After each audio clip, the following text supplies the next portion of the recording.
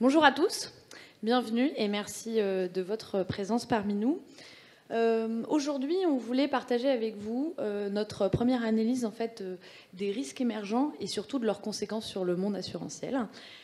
Et vous faire une présentation d'une illustration, une approche exploratoire qu'on a fait dans le cadre de la modélisation du risque épidémiologique et d'une illustration de ce risque épidémiologique sur l'estimation et l'anticipation des arrêts de travail dans le cas d'une grippe.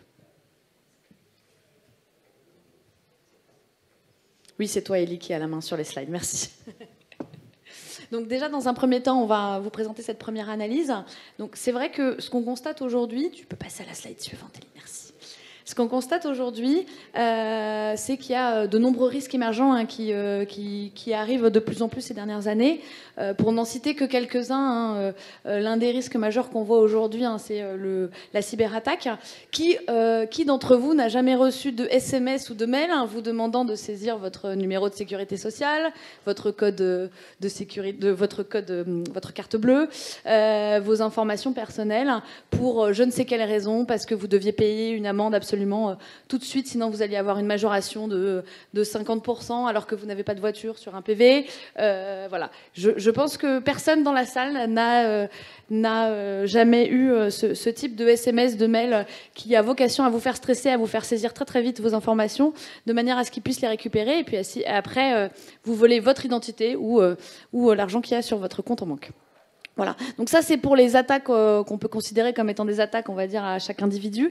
Mais sur la cyberattaque, on a aussi d'autres attaques qui sont de plus grandes ampleurs, si je puis dire, puisqu'on a des attaques sur des grandes entreprises, sur des hôpitaux même, où il y a des gens qui aujourd'hui prennent en otage, si je puis dire, certaines données confidentielles contre des rançons qui sont quand même assez élevées généralement. Donc c'est vraiment un nouveau risque qu'on a aujourd'hui, qu'on n'avait pas il y a quelques années et auquel il faut qu'on fasse face. À côté de ça, il y a quand même aussi un risque d'instabilité géopolitique. Pour ne citer que l'actualité, la guerre en Ukraine montre bien le contexte international instable dans lequel on vit aujourd'hui. Et puis, on a évidemment les crises sociales et les changements climatiques. Et tous ces nouveaux risques, en fait, ils sont tous liés les uns aux autres. Ils ont tous des conséquences les uns sur les autres, tous interconnectés. Exactement. Merci Chloé pour cette introduction. Ici, si on regarde un peu plus l'impact du changement climatique, on voit que si on veut s'en sortir, il va y avoir un coût en termes de politique, un coût financier qui va être extrêmement important, extrêmement ambitieux. Ça va demander un effort pour chacun d'entre nous, que ce soit à titre individuel ou à titre collectif. Il va falloir qu'on adapte nos manières de produire, de consommer, de se déplacer. Et tout ça, c'est des enjeux qui sont extrêmement importants pour tout le monde. Tous les efforts que l'on va faire, que l'on va produire aujourd'hui, on ne verra pas forcément les conséquences aujourd'hui ou demain, mais plutôt pour les générations futures. Et c'est un peu ça le fait de dépasser la tragédie de l'horizon, c'est voir au-delà de notre confort à court terme et pouvoir se projeter un peu plus loin dans le futur. Au niveau des problématiques un peu plus assurantielles, on va dire. Je te rends la parole, du coup. C'est vrai que pour dépasser la stratégie de l'horizon, l'assureur, il a un rôle à jouer. Il a un rôle à jouer Pourquoi ? Parce que déjà, là, le premier point, c'est qu'on se rend bien compte aujourd'hui, avec la hausse des sinistres, la hausse des crues, des inondations, de tous les événements climatiques aujourd'hui qui impactent les sinistres dommages, on se rend bien compte qu'il y a certaines zones, certains territoires, par exemple, qui deviennent de plus en plus difficiles à assurer. Donc il y a vraiment une question sur le modèle financier, le modèle économique de demain pour assurer ces zones et ces territoires. Et l'autre point, là où l'assurance a un autre rôle à jouer, c'est sur comment accompagner ce changement climatique, comment maîtriser mieux la dérive du risque à venir qu'on est en train d'anticiper, même si cette anticipation est quand même difficile à réaliser. Forcément, il y a tout un aspect de prévention qu'on connaît beaucoup aujourd'hui, plutôt dans le domaine de l'assurance santé et l'assurance prévoyance, mais il y a tout un sujet de prévention pour pouvoir justement mieux maîtriser les risques de demain et envisager le modèle économique et le modèle financier, le modèle assurantiel en fait de demain. Donc l'assureur a un vrai rôle à jouer, Mais pour qu'ils puissent jouer ce rôle, en fait, et faire face à ces responsabilités, il y a un certain nombre de questions à se poser. Parce que comment on fait face à ce coût qui augmente, dont on ne sait d'ailleurs pas jusqu'à quel niveau on va arriver. Comment on met en place cette prévention à l'échelle internationale, comment on la finance, comment on finance ces nouveaux coûts. Donc il y a beaucoup de questions encore qui restent en suspens.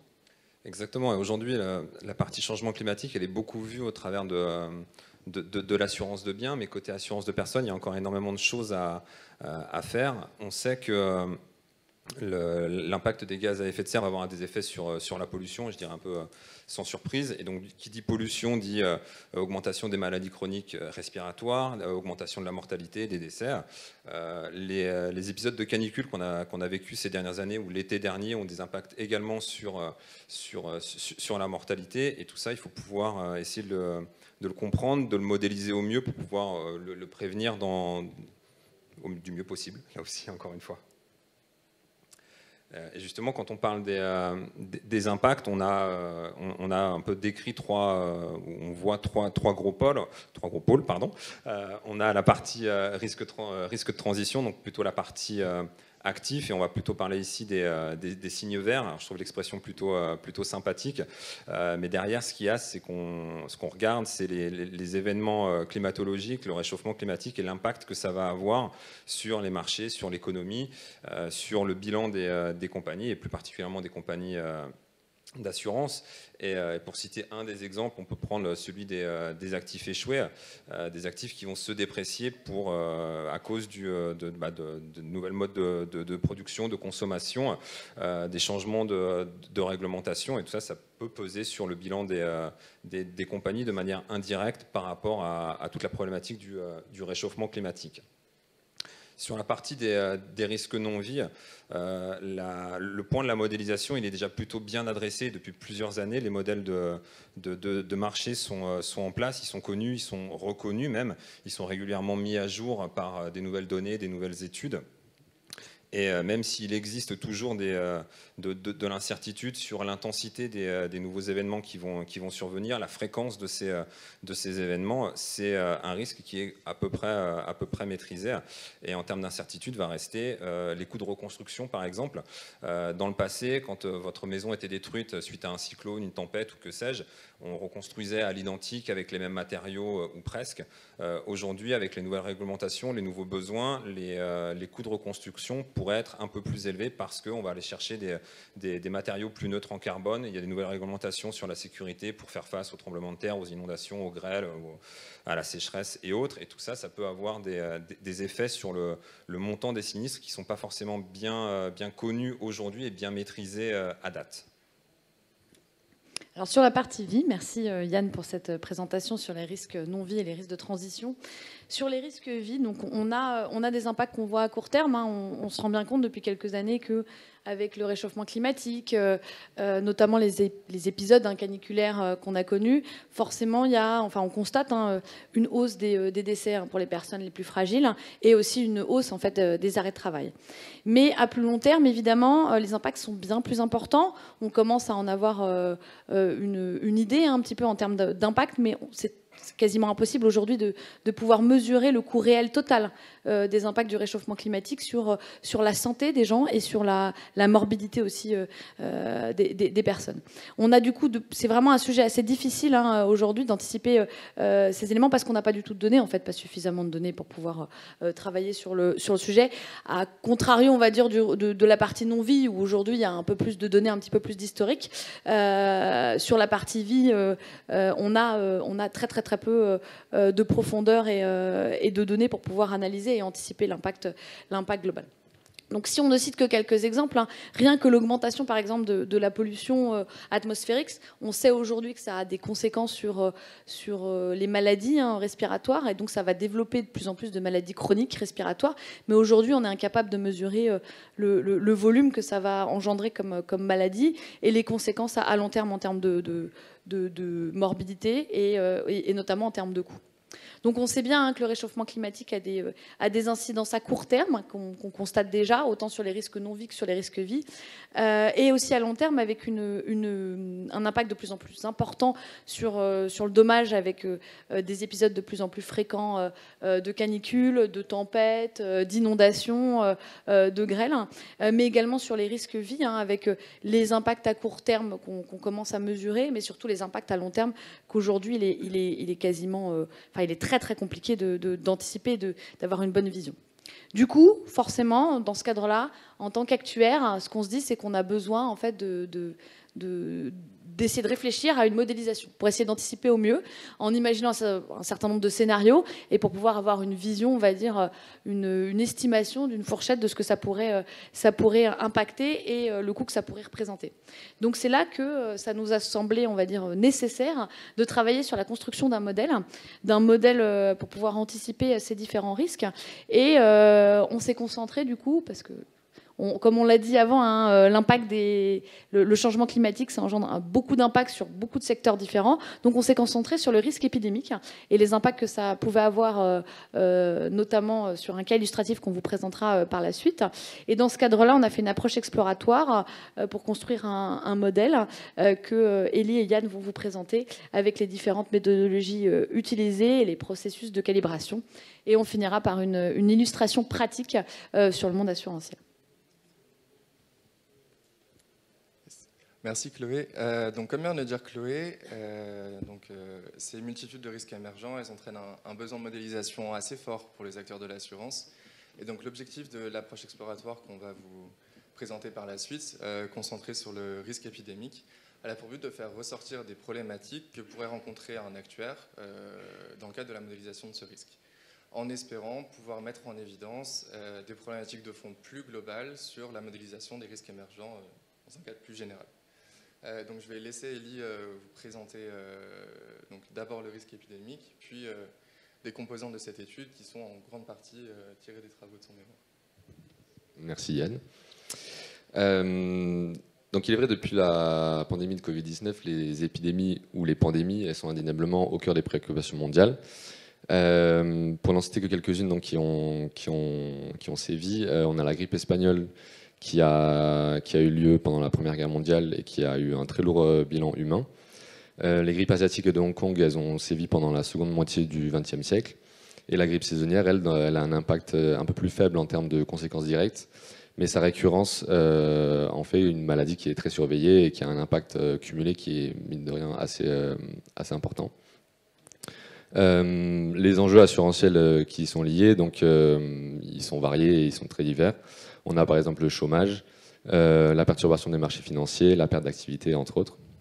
Et pour faire un focus un peu plus sur la grippe saisonnière, qui va être le sujet du cas pratique, donc en France, elle touche en moyenne 700 000 à 4,6 millions de personnes par an, et avec un nombre de décès qui se situe aux alentours de 10 000. Donc l'objectif de cette étude, ça a été de mettre en lumière les problèmes qui sont liés au modèle qui existe en l'état. Donc on va partir d'un modèle qui est assez basique en épidémiologie, qui est un modèle assez simple, et on va essayer de le modifier pour ajouter des précisions et des choses en fait, qui ne prend pas en compte ce modèle-là. Une fois que ce modèle déterministe il va être construit, on va le faire passer par une phase de calibration qui va utiliser une méthode assez particulière issue du deep learning que va vous présenter Yann. Et ensuite, pour faire face au caractère intrinsèquement aléatoire et à la forte volatilité du phénomène sous-jacent qui est l'épidémie, on va opérer une transformation stochastique de ce modèle déterministe pour obtenir un modèle qui va être robuste et qui va être accompagné d'une méthode de calibration adaptée et adaptable. Et enfin, pour illustrer un peu une utilisation possible de ce genre de modèle, on va vous présenter un cas pratique illustratif qui va être la quantification des provisions au titre d'arrêt de travail liés aux infections par le virus de la grippe sur un portefeuille fictif. Dans un premier temps, je vais vous présenter le modèle de base duquel on est parti, donc, et les améliorations déterministes qu'on y a apportées. Donc en épidémiologie, il existe deux types de modèles principalement, donc les modèles individuels et les modèles compartimentaux. Les modèles individuels, ils vont modéliser chaque individu séparément et donc individuellement, avec des caractéristiques qui leur sont propres. Et les modèles compartimentaux, c'est ceux sur lesquels on va s'attarder ici. C'est des modèles en fait qui sont compartimentaux ou à état, donc c'est des états sanitaires. Donc un individu, il peut se trouver dans un et un seul état sanitaire à la fois. Et le modèle plus particulièrement qu'on va étudier ici, c'est le modèle SIR, donc qui est un peu la brique de base de l'épidémiologie compartimentale. Il fait plusieurs hypothèses, ce modèle-là. Il fait d'abord les transitions, elles sont unidirectionnelles d'un état à un autre, c'est-à-dire on peut passer du premier état au deuxième état et du deuxième au troisième, mais on ne peut pas revenir en arrière. La modélisation, elle est purement déterministe et elle s'appuie sur des hypothèses assez fortes sur les populations d'études. Et elle est davantage adaptée à une modélisation temporelle des épidémies. Donc le schéma du modèle, on le voit ici. Il y a 3 états, comme je l'ai dit, S, I et R. Donc l'état S, c'est l'état des susceptibles, c'est les personnes qui sont saines et qui sont susceptibles d'être infectées par la maladie. Une fois que la personne est infectée, elle passe dans l'état I pour infected. Et une fois que cette personne infectée, elle est rétablie, elle passe de l'état I à l'état R pour recovered. Donc associé à ce modèle-là, il y a 3 dynamiques en fait, de passage entre les états qu'on peut construire. Donc de manière assez générale, la dynamique d'un état, ça va être la différence entre le nombre de personnes à un instant T et le nombre de personnes à un instant T plus 1 dans cet état sanitaire. Et la dynamique, par exemple, de l'état S, ça va être le nombre d'infectés multiplié par le nombre de personnes qu'un infecté contamine pendant une unité de temps. La dynamique de l'état R, ça va être le nombre d'infectés multiplié par un facteur qui va être la proportion d'individus qui se rétablissent en une unité de temps. Et la dynamique de l'état I, ça va être une composition des 2 dynamiques, étant donné qu'on est dans un modèle qui est ici fermé. Ça va être le nombre de nouveaux infectés moins le nombre de nouveaux rétablis. On le voit ici dans ces 3 dynamiques, il y a 2 paramètres qui se détachent. Il y a le paramètre alpha, qui va être la proportion d'infectés qui se rétablissent sur une unité de temps, et le paramètre bêta, qui va être le nombre moyen de personnes qu'un individu infecté va contaminer pendant une unité de temps. Et on peut construire également deux indicateurs qui ont été beaucoup utilisés pendant, par exemple, la pandémie de Covid-19, mais qui le sont aussi sur toutes les autres épidémies. Ça va être le taux de reproduction de base TR0, mais surtout le taux de reproduction effectif TR de T, qui va être le nombre moyen de personnes contaminées par un infecté pendant sa durée d'infection. Et donc ça va être un indicateur de l'évolution de l'épidémie. S'il est inférieur à 1, l'épidémie va avoir tendance à s'éteindre. S'il est supérieur à 1, l'épidémie va avoir tendance à décoller. Maintenant, quelque chose qui n'est pas pris en compte par le modèle SIR en l'état, ça va être la durée passée dans l'état infecté. Et c'est quelque chose qu'on a essayé d'ajouter en fait dans ce modèle-là. Donc on a essayé de reprendre dans un premier temps les dynamiques du modèle SIR en adoptant une approche probabiliste de la construction de ces dynamiques, en faisant intervenir maintenant la durée d'infection qui est modélisée par une variable aléatoire qui suit une loi gamma de paramètres A et B qui vont maintenant devenir des paramètres du modèle qu'il va falloir calibrer par la suite. Et donc on obtient in fine des dynamiques améliorées du modèle qu'on a appelé le modèle SIR+. Donc les dynamiques de ce modèle SIR+, les voici. La dynamique de l'état S, on peut le remarquer, elle ressemble beaucoup à la dynamique de l'état S dans le modèle SIR, à ceci près qu'ici on a décomposé en fait le paramètre bêta en m fois θ. Donc m, ça va être le nombre de contacts qu'un individu a pendant une unité de temps avec d'autres individus. Et θ, ça va être la probabilité qu'un contact entre un individu sain et un individu infecté aboutisse à la contamination de l'individu sain. La dynamique de l'état R, maintenant, une fois construite, elle fait intervenir, on le voit, la loi gamma qu'on a choisie pour modéliser la durée d'infection par le biais de sa fonction de répartition, donc f indice t. Et donc là, on a bien cette information-là sur la durée d'infection qui est contenue dans cette dynamique. Et la dynamique de l'état I, comme précédemment, ça va être une composition de 2 dynamiques, donc les nouveaux infectés moins les nouveaux rétablis. Et maintenant, on va passer à la phase de calibration qu'on a décidé de construire autour de ce modèle-là, et je laisse Yann vous la présenter. Yes, merci Elie. Donc Elie vous a présenté du coup une première solution qu'on a trouvée à la première problématique qu'on a rencontrée, qui était qu'on voulait être capable d'au moins répliquer les dynamiques épidémiques qu'on voyait dans le monde réel, notamment en fait sur la grippe. Et deuxième problématique qu'on a rencontrée, c'est qu'après avoir modifié cette dynamique, en fait, on n'a pas de méthode de calibration associée. Donc on en a monté une de toutes pièces en s'inspirant du deep learning pour plusieurs raisons. En fait, les dynamiques qu'on a construites ici, elles pourraient être modifiées, amendées pour modéliser plus finement un phénomène ou l'autre. Par exemple, la durée d'infection ou le nombre de rétablis, la mortalité plus finement, le taux d'occupation des hôpitaux. On pourrait rajouter des états, on pourrait faire beaucoup de choses.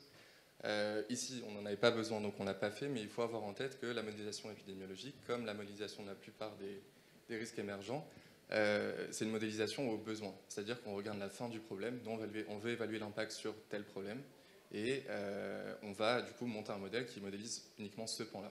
Étant donné que c'est des systèmes complexes, on ne peut pas les modéliser dans leur intégralité parfaitement. Donc ici, l'idée, ça a été de reprendre une méthode de calibration flexible qui est valable dans un grand nombre de cas. Et donc, comme l'a dit Ellie, issue du deep learning. Si tu peux. Donc d'abord, je vais vous parler rapidement des données qu'on a utilisées pour la calibration. Donc, le cas illustratif qu'on a choisi ici, ça a été donc, la grippe saisonnière, comme l'a mentionné Ellie. Et donc pour ce faire, en France, on a un réseau de surveillance qui s'appelle le réseau Sentinelle, qui surveille l'occurrence de nombreuses maladies infectieuses, dont la grippe. Et la donnée qu'on a récupérée du réseau Sentinelle, celle qui nous intéressait le plus, c'était l'incidence. Donc l'incidence, ça correspond au nombre de nouveaux cas sur une semaine, nombre de nouvelles infections sur une semaine par la grippe, qu'on a récupéré normalisé, c'est-à-dire rapporté à la population totale. Donc on a l'incidence pour 100 000 habitants. Pareil, une variable qui a été beaucoup discutée pendant le Covid. Alors ici, on a une première problématique juste liée aux données qui était que en fait, la maille de surveillance elle est hebdomadaire, sachant que la durée d'infection de la grippe, dans la plupart des cas, elle est inférieure à une semaine. Ça ne permet pas de l'intégrer à nos dynamiques inter-États et de l'utiliser pour les calibrer correctement. Donc ce qu'on a fait dans un premier temps, c'est qu'on a rendu ces données journalières, donc de manière assez simple. Donc là, vous avez à gauche le graphe des données hebdomadaires. On les a répartis uniformément ensuite sur tous les jours d'une semaine, donc du lundi au dimanche, même nombre de contaminations. Et après, on a effectué un lissage par moyenne mobile qu'on a normé pour retomber sur le même nombre de cas hebdomadaires que ce qu'on avait au début. Donc ces données, maintenant, on va pouvoir les utiliser à des fins de calibration assez pertinentes. Du coup, je vais m'attarder un peu sur l'algorithme ADAM, qu'on a utilisé ici. Donc ADAM, c'est pour Adaptive Moment Estimation. C'est un algorithme qui est souvent utilisé pour ajuster les paramètres des réseaux de neurones, sachant que généralement, ils se comptent par millions. L'idée ici, c'était de pouvoir utiliser une méthode qui serait toujours valable si on augmentait la dimension du problème d'optimisation, c'est-à-dire si on avait rajouté 200 paramètres au modèle déterministe que Elie a présenté, la méthode serait toujours viable. Ici, il y a une rapide illustration de la manière dont fonctionne ADAM. En fait, c'est donc un problème d'optimisation qui est présenté ici à droite. On a donc une fonction à minimiser qui est f de x de y et on voit les axes x, y en bas. En fait, Adam part d'un point initial, défini le plus souvent aléatoirement, et va venir converger vers le minimum global en descendant la pente, si on doit l'expliquer vulgairement. Plus formellement, Adam se déplace dans la direction du gradient de la fonction de perte qu'on souhaite ici minimiser, en essayant d'éviter des minima locaux. Et pour ça, il y a des méthodes sous-jacentes. Je ne vais pas trop rentrer dans le détail.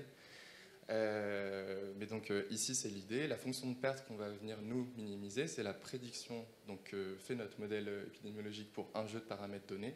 Pour rappel, ces paramètres, du coup, ça va être θ, une mesure de l'infectiosité, et A et B qui vont être des paramètres de la loi de durée d'infection.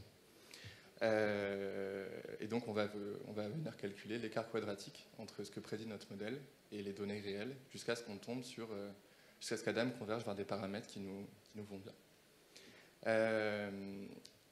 Alors cette utilisation d'Adam, comme elle est sortie de son cadre original, elle a demandé des travaux plus ou moins poussés pour pouvoir l'appliquer. Déjà, la preuve donc, de l'existence de cette fonction de perte, le fait que les dérivés partiels de cette fonction de perte en les paramètres qu'on souhaite optimiser existent. L'existence du gradient dont je parlais tout à l'heure. En fait, c'était pas forcément évident, notamment pour la fonction de répartition de la loi gamma que Elie a présentée, qui constitue en fait la loi de maintien dans l'état infectieux. Mais après, globalement, dans un cadre plus général, comme c'est une composition de fonctions dérivables, des opérations usuelles sur des fonctions dérivables, on pourra toujours, même si on modifie les états du modèle, faire l'hypothèse que cette fonction, ce gradient existera toujours. Ensuite, d'un point de vue plus terre à terre, on a dû exclure certaines saisons dans les données qu'on a récupérées du réseau Sentinel pour des raisons assez évidentes. Si on regarde l'année 2020 par exemple, les mesures de prévention contre la Covid-19 ont fortement influencé aussi la propagation du virus de la grippe. Ce n'était pas un paramètre qu'on voulait intégrer au modèle, donc ça a été exclu. Et on a aussi réduit la fenêtre de calibration à une épidémie qui était fermement implantée. En fait, à chaque saison épidémique, au début, l'épidémie, on a 100, 200 personnes infectées, ce qui rend en fait l'épidémie très instable et pas vraiment pertinente au regard des paramètres qu'on souhaite calibrer. Donc on s'est réduit à chaque fois, pour les 30 saisons épidémiques qu'on a tirées du réseau Sentinel, à une fenêtre d'observation où l'épidémie était stable. Enfin, après, le plus gros du travail a été sur le calcul de ce fameux gradient qu'on va utiliser pour l'optimisation. En fait, on n'est même pas capable, avec le modèle CIR+, que Eli a mis en place, de donner une formule fermée pour le nombre de nouveaux infectés au temps 10, par exemple. Au temps t, on n'est pas capable d'avoir une formule fermée. Et donc, calculer une formule fermée pour la dérivée partielle de la fonction de perte associée à ces prédictions, ça ne va pas être possible non plus. En fait, on a fonctionné par approximation numérique, par des quotients différentiels. En utilisant un critère de précision qui nous permettait de ne pas aller trop loin, mais d'avoir une bonne approximation et de faire en sorte que l'algorithme converge vers le minimum global comme on le souhaitait. Ça a un autre intérêt en fait, pour le problème ici, c'est que peu importe la dynamique du modèle sous-jacent, comme on fonctionne par quotient différentiel, on n'a pas besoin de calculer l'expression à chaque fois de ce gradient, et ça permet de modifier les dynamiques, de rajouter des paramètres, sans pour autant refaire ce travail retravailler l'algorithme de calibration. Donc sur la slide ici, vous pouvez voir donc, le résultat qu'on a obtenu. Sur les 30 saisons épidémiques, on a lancé une calibration donc du modèle CIR+, présenté par Eli. Donc on obtient un paramètre θ, donc mesure d'infectiosité, un paramètre et deux paramètres A et B, donc paramètres de la loi de maintien dans l'état infectieux, pour ces 30 saisons épidémiques.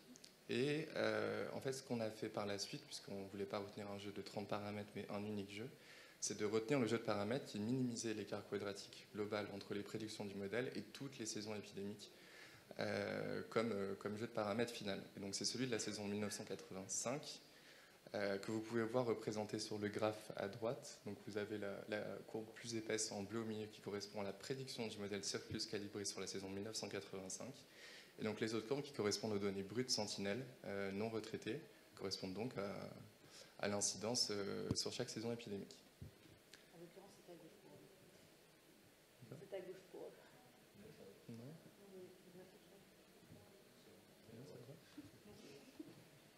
Pas grave. Alors, une fois qu'on avait un déterministe avec lequel on était satisfait, on était confronté à une nouvelle problématique. Comme les Eli en introduction, les épidémies, c'est des phénomènes par nature fortement volatiles selon la population infectée. Et en fait, cette approche déterministe, bien qu'intéressante, ne permet pas de quantifier le risque qu'on prend en se conformant à ce déterministe. On doit avoir une mesure d'écart, forcément, une mesure de risque, finalement, de déviation par rapport à ce déterministe. Et donc, on a voulu opérer une transformation stochastique du modèle qu'on avait mis en place, que je vais laisser du coup Eli présenter ici. Donc, comme le dit Yann, il y avait une réelle nécessité en fait, d'obtenir un modèle stochastique et ne pas uniquement se cantonner à un modèle déterministe. Donc, on a adopté plusieurs approches pour l'obtention de ce modèle stochastique, qui ont abouti in fine à ne garder qu'une approche par transformation du déterministe par un processus stochastique. Donc, la première approche qu'on a essayé de mettre en place, c'est une fois qu'on a calibré nos paramètres via Adam, on obtient en fait, on a 30 saisons épidémiques qu'on a retenues et en fait on obtient 30 paramètres θ, 30 paramètres A et 30 paramètres B. Donc on a essayé de fitter en fait une loi sur la distribution empirique de ces paramètres-là. Et en fait ça marchait pas en pratique parce que les paramètres ils sont liés de par la nature de la calibration. Ils sont liés entre eux, ils sont trop corrélés. Et ça aboutissait en fait à des scénarios bien trop explosifs à cause du faible nombre d'observations qui était que de 30. Donc en pratique ça marchait pas, les scénarios étaient beaucoup trop explosifs.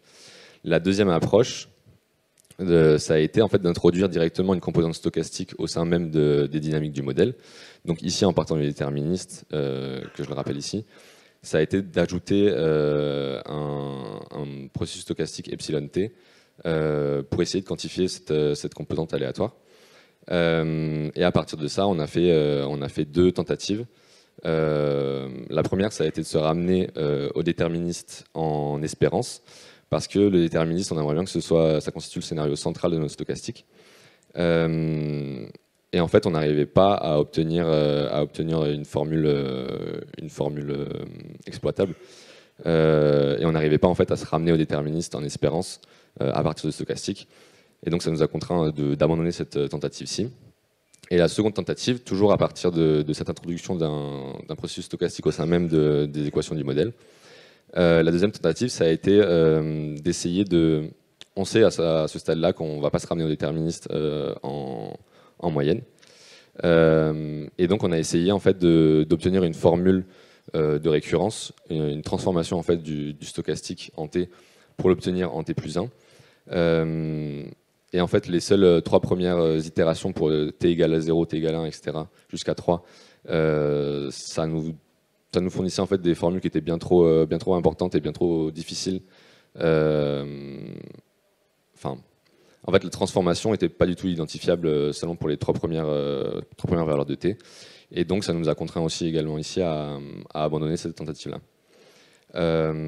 Finalement, la tentative qui a été retenue, ça a été une transformation du modèle déterministe par un mouvement brownien géométrique, donc, dont je rappelle ici la résolution. Et donc, assez simplement, le modèle stochastique, la dynamique stochastique, ça va être la dynamique déterministe multipliée par ce mouvement brownien géométrique, avec des conditions initiales qu'on va fixer, qui vont nous permettre en fait de nous ramener en espérance au déterministe, qui est une propriété qu'on aimerait bien avoir ici. Donc cette transformation stochastique-là, on le voit, elle fait apparaître un nouveau paramètre, qui est le paramètre sigma, qui va être donc un 4e paramètre du modèle qu'il va être nécessaire de calibrer. Et donc pour calibrer ce paramètre-là, on a opéré assez simplement par grille de recherche sur les valeurs possibles de sigma. Donc on a comparé le taux d'erreur, qui va être la variance du moment brownien géométrique, l'écart type du moment brownien géométrique, avec l'écart type empirique qu'on va constater sur les données réelles et données de sentinelle, avec comme métrique ici aussi la MSE. Et donc en pratique, on obtient un paramètre sigma calibré qui est présenté ici dans le tableau, avec les 3 autres paramètres qu'on avait déjà calibrés sur le déterministe. Maintenant qu'on a le modèle stochastique construit en entier, on peut générer un certain nombre de scénarios stochastiques, donc qui sont présentés ici en gris, avec les enveloppes également, et le modèle déterministe qui constitue le scénario central, par construction en fait, du stochastique, qui est présenté ici en noir. Et maintenant, je vais laisser la parole à Chloé pour le cas pratique illustratif. Je vais éviter de me tromper sur ma gauche et ma droite. Du coup, ce qu'on a décidé de faire, c'est de faire un cas illustratif sur le monde assurantiel, sur la prévoyance, comme on l'évoque ici, c'est les arrêts de travail liés à la grippe. C'est quelque chose qui est courant, qu'on connaît dans toutes les vies de toutes les sociétés aujourd'hui et qu'on a de manière assez récurrente tous les ans. Avec justement l'impact que ça peut avoir sur le coût total et donc la distribution des provisions. Ce qu'on sait quand même, ce qu'il faut rappeler, c'est que les épidémies, que ce soit des épidémies comme le Covid-19 ou la grippe espagnole, qui sont d'ailleurs plus considérées comme des pandémies que comme des épidémies saisonnières, ou comme la grippe qu'on connaît, il y a un impact évidemment d'ordre économique qu'on a a priori pas en tête, mais qui n'est pas forcément négligeable. Comme on peut le constater, avec la grippe espagnole, on a quand même un impact de perte de PIB qui est de l'ordre de 5%. Sur la crise sanitaire qu'on a connue, le Covid-19, aujourd'hui, il était estimé, donc ça date de 2020, mais c'était estimé à presque 5% aussi.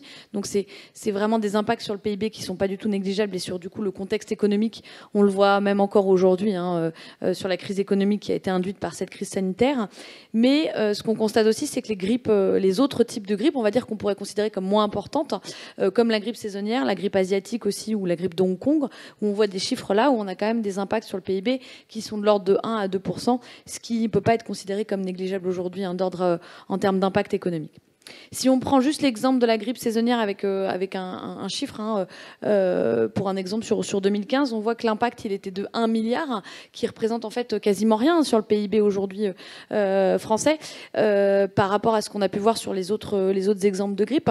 Mais quand même, c'est pas négligeable, avec une hausse de 300 millions d'euros sur les dépenses médicales directes imputées à la grippe saisonnière.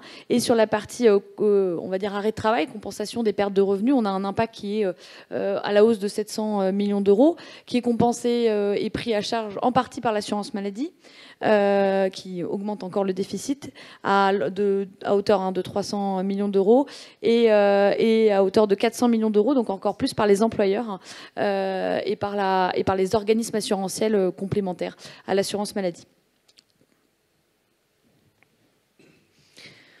Donc ce qu'on a voulu faire, du coup, c'est prendre un portefeuille fictif. On a considéré 100 000 individus qui, en termes de répartition salariale, correspondent à ce qui existe aujourd'hui dans les recensements de l'INSEE. On a pris des individus, on va dire, fictifs, mais qui correspondent à un profil moyen, avec des hypothèses stables en termes de variables exogènes. Je m'explique, hein, et Elie pourra vous en donner d'autres exemples.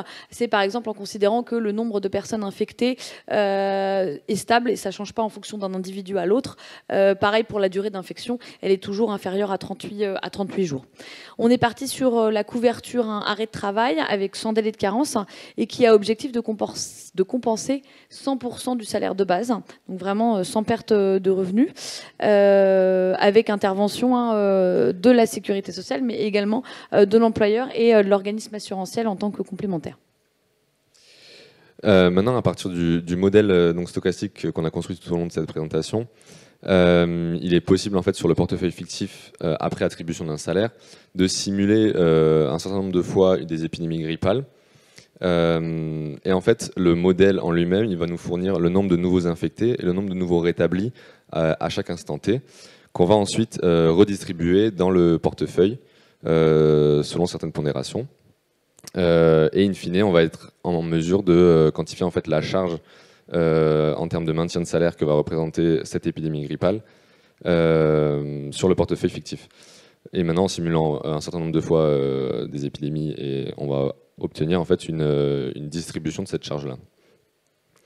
On obtient également une distribution de la durée moyenne d'infection qu'on peut récupérer, qui sur 100 000 individus sur ce portefeuille fictif se quantifie à 4,6 jours à peu près, qui est assez cohérent avec la durée moyenne d'infection de la grippe à dire d'experts, avec donc des scénarios qui sont assez localisés et qui, à 5% près, ne dépassent pas en fait les 10 jours. En termes de provision maintenant, qui est ce qui nous intéresse ici, on quantifie ça à 3,3 millions d'euros sur ce portefeuille de 100 000 personnes. Et si on ramène ça en fait sur la population active totale en France, qui est d'environ 29 millions de personnes, ça nous donne un chiffre de à peu près 900 millions d'euros de dépenses, qui est un peu au-delà des 400 millions qu'on a évoqués pour la saison 2015, mais qui peut s'expliquer en fait par la garantie qu'on a retenue, qui est une garantie assez élevée, donc de 100 délais de carence, 100% du salaire journalier de base qui est maintenu, et donc ça s'explique assez facilement comme ça. Et je vais maintenant laisser là. Ah non, c'est bon. Moi aussi sur la conclusion. Maintenant, on va passer à une phase de conclusion. Donc la conclusion sur les travaux, enfin sur cette étude-là qui a été menée, on est parti en fait d'un modèle SIR qui présentait certaines limites qu'on a pu identifier et auquel on a essayé de répondre en fait en intégrant une notion qui n'était pas jusque-là prise en compte, qui est la durée d'infection.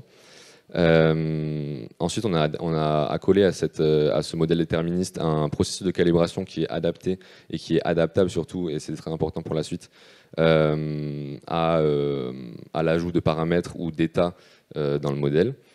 Maintenant, le modèle SIR plus stochastique, il permet en fait d'appréhender d'une certaine manière de complexifier un peu davantage le modèle déterministe et de répondre aussi à une problématique qui est la durée de surveillance de cette épidémie. Et on a essayé d'illustrer en fait avec un petit cas pratique une utilisation possible de ce genre de modèle dans le cadre de problématiques actuarielles. Je vais laisser la parole à la Yann. Yes. Donc, pour conclure, dans le cadre plus général donc, des risques émergents qu'on a présentés, en fait, le but donc, de cette approche exploratoire, c'est de faire ressortir des problématiques qu'on espérait généraliser à des cadres plus larges, autres que l'épidémiologie. Et en fait, ce qu'on constate sur les risques émergents, c'est que c'est toujours associé à des systèmes complexes, que ce soit par exemple les réchauffements climatiques, les modèles météorologiques, ça fait aujourd'hui partie des modèles les plus complexes qui existent en termes de modélisation temporelle.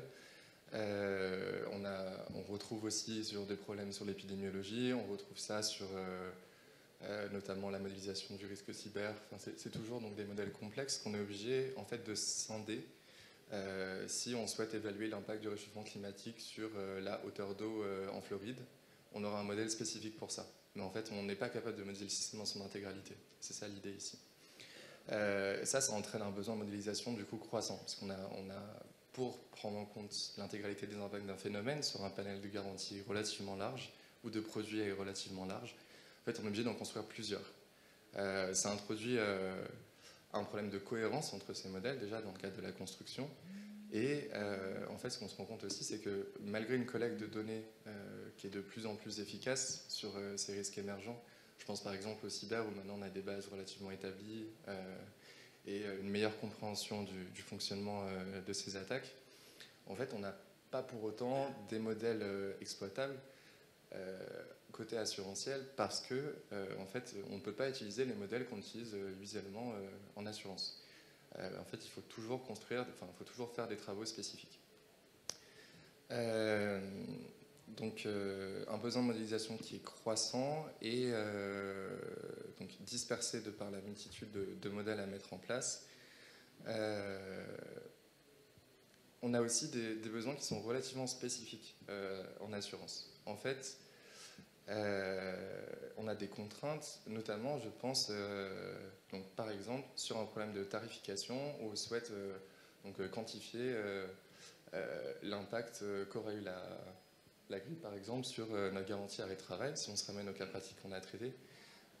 En fait, là, nous, dans notre modélisation, par exemple, on n'a pas pris en compte de variables exogènes, de variables portefeuille. Tous les individus sont identiques, on n'est pas capable aujourd'hui de scinder l'impact de la grippe selon des caractéristiques propres aux individus en portefeuille. Du coup, on n'a aucune segmentation. Ce qui, du coup, est une problématique pour se démarquer sur un marché où ce sera des risques qui prendront de plus en plus de place en termes de chiffres. On a aussi d'autres contraintes de modélisation qui sont plus techniques, notamment l'horizon de projection. En fait, aujourd'hui, on ne pourra pas exploiter complètement les sorties des modèles qu'on met en place si les variables qu'on projette ne sont pas projetées jusqu'à la fin de l'écoulement du risque tel qu'on l'assure. Ce qui va impacter du coup des modélisations, notamment pour la partie vie, beaucoup plus long terme que ce qu'on est capable de faire aujourd'hui. C'est le point soulevé par Chloé sur notamment l'impact du réchauffement climatique sur la durée de vie humaine, sur l'espérance de vie en bonne santé, etc. Et enfin, dernière problématique, sur la modélisation de systèmes complexes, on a déjà du mal à avoir un déterminisme qui fonctionne correctement. Et en fait, un déterminisme sur des phénomènes qui sont aléatoires et généralisés, c'est pas suffisant à une application actuarielle. Comme on l'a vu pendant l'étude, on a vu que si on ne rajoutait pas le stochastique, en fait, on n'en faisait rien de notre prédiction, même si c'est utile. Et donc en plus, il y a une nouvelle couche de complexité spécifique à l'actuariat où il faut que ces modèles soient stochastiques. Voilà. Donc l'idée de tout ça, clairement, l'objectif, c'était pas de répondre à toutes les problématiques associées aux risques émergents de modélisation, vous l'avez bien compris, même concernant la partie uniquement épidémique. L'idée, c'était de vous donner des idées, des enjeux qui attendent les actuaires dans les années qui suivent pour la modélisation de ces risques. Voilà. Je vous remercie de votre attention et on reste disponible si vous avez des questions.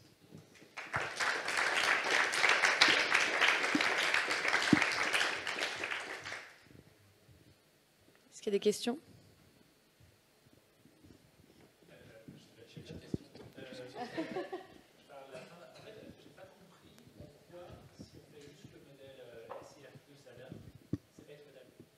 Je t'ai entendu dire ça à la toute fin. On considère que c'est pas exploitable parce qu'il y a une volatilité trop forte des phénomènes épidémiques sous-jacents. Comme on le voit par exemple dans l'enveloppe qu'on avait tracée, en fait c'est des phénomènes qui sont trop fortement volatiles pour être modélisés uniquement par un déterministe. En fait, on commettrait une erreur dans un nombre de cas quand même relativement important. Et si on ne la quantifie pas en termes d'application assurantielle sur, par exemple, un calcul de réserve, si elles sont aussi volatiles ou si la réalité peut s'éloigner autant de la réserve qu'on a constituée, elle a peu de valeur. Donc, j'ai dit ça, oui, on peut faire quelque chose de déterministe, il n'est pas inutile, et c'est toujours la base qu'on a utilisée après. Mais sans stochastique, on a des applications assurantielles plus limitées, de notre point de vue. Ouais, il y a tellement d'incertitudes qu'en fait, c'est très difficile de mesurer la qualité en fait, de l'estimation qu'on fait. Et surtout qu'en plus, on la regarde à très long terme, en fait, donc c'est compliqué. Et justement, c'est ce qui a peut-être un peu manqué. Vous ne montrez pas, c'était quoi votre MSE avec le modèle purement déterministe et de combien ça améliore de passer en stochastique, de rajouter ce paramètre, de tester ces 3 scénarios. Qu'est-ce qu'a priori ça vous fait gagner en fait et qu'est-ce que ça change aussi sur les scénarios de projection dans le use case? Parce qu'au lieu d'être 900 millions, ça serait 500 millions. Du coup, sur la partie... en fait, le stochastique en soi, il n'améliore pas notre capacité à faire une meilleure prédiction. La meilleure prédiction qu'on formulera, ça sera toujours le central, c'est sûr. C'est un peu l'équivalent de ce qu'on fait avec des GSE. En fait, on n'est pas capable de prédire une trajectoire d'une action du CAC 40 à 50 ans. En revanche, on le fait quand même parce qu'on a besoin de prédire une enveloppe, on a besoin d'avoir une idée. Et quand on prend un scénario, on sait très bien que très probablement on se trompe, mais comme on a les autres scénarios à côté, on est capable de quantifier à quel point on pense être juste. Le stochastique ne va pas apporter de la précision en soi, mais va nous aider pour ça. Et après, donc, Elie parlait à la fin des réserves moyennes, du coup, sur donc notre cas illustratif sur les arrêts de travail.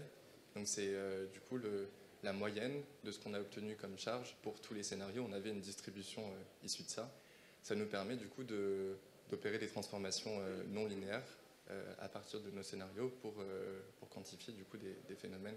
On est capable de calculer l'impact que sur un scénario. C'était ça l'intérêt du stochastique en sous-jacent. Ok, merci. La méthode était super intéressante en tout cas. Merci.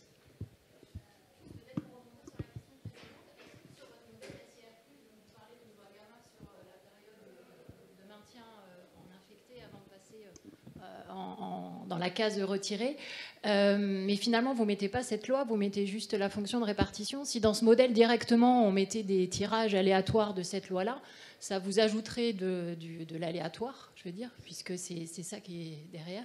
Et un peu en connexe, pourquoi une loi gamma? Est-ce que vous avez essayé d'autres lois?